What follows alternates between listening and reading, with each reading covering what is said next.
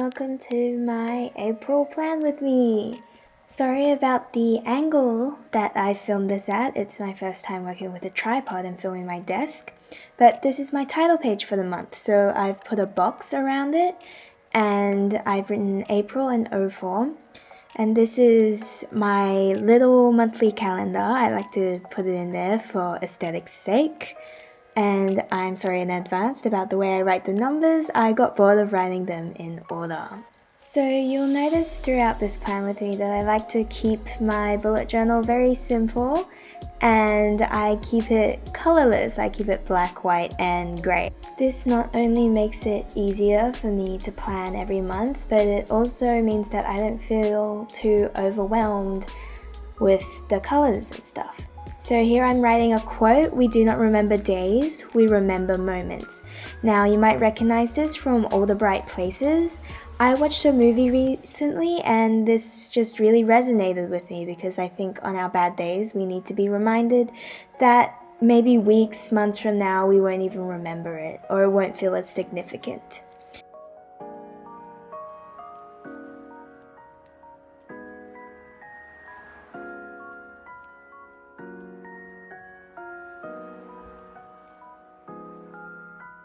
Sometime around this point, I realized that my camera was running out of battery, so I decided to leave it and come back later in the day, which is why in the next clip, the O4 is miraculously colored and the lighting is slightly different, which I'm sorry about.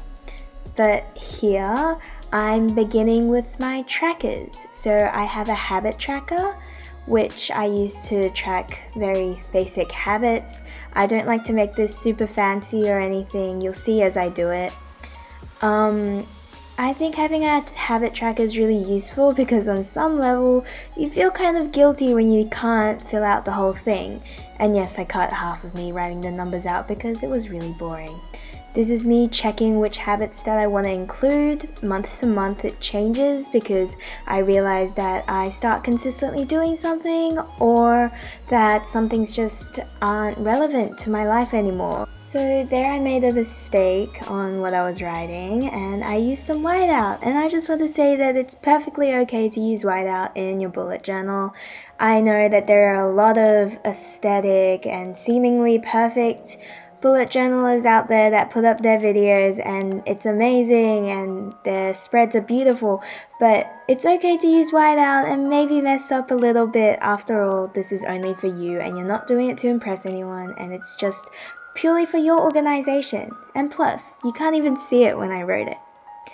So here I'm starting on my subjects tracker basically.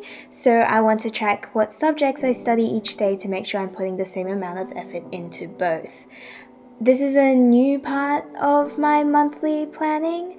I'm gonna try it out this month to see if it works for me because I've realized that I tend to spend a lot more time on some subjects compared to others, and that's impacted my learning in some ways. Now obviously we have subjects that we are weaker at that we need to spend more time on, but we need to make sure that we're putting the same amount of effort into everything so that our grades in one subject aren't suffering.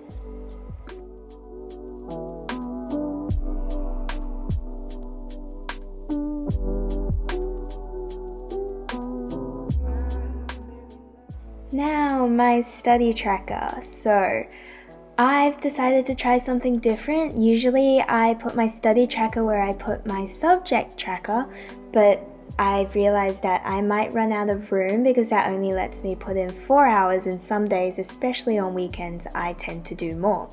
Now this setup is completely copied from my friend, and her channel's name is Flora Fornal, and this is how she does her study tracker, and she uses a bit more color than I do, but the general gist is the same. So hopefully I will enjoy using this. I think a study tracker is not only beneficial to track how many hours you're studying each day, it also lets you see the patterns in your productivity. For example, maybe you see a drop every Friday, so maybe you'll plan to have a self-care night on Friday and not do as much work. Maybe cut down from 3 hours of study to just 1.5 hours, whatever works for you. So here is the last page of my planning, and it's very simple. It's just a mind dump page. And this means I can write whatever I want without worrying about it fitting into a category. And at the end of the month, I use the rest of this page to do a monthly reflection because usually I don't fill it up. Now, I haven't done any weekly spreads because I tend to do my to-do list as they come because it's just easier to manage. So here is the overview, and I know this was short, but thank you very much for watching, and I hope that this gave you some ideas. Maybe you're starting your own bullet journal, or you just needed some new ideas for your current one. So please like, subscribe, leave a comment if you want, and I'll see you next time. Bye!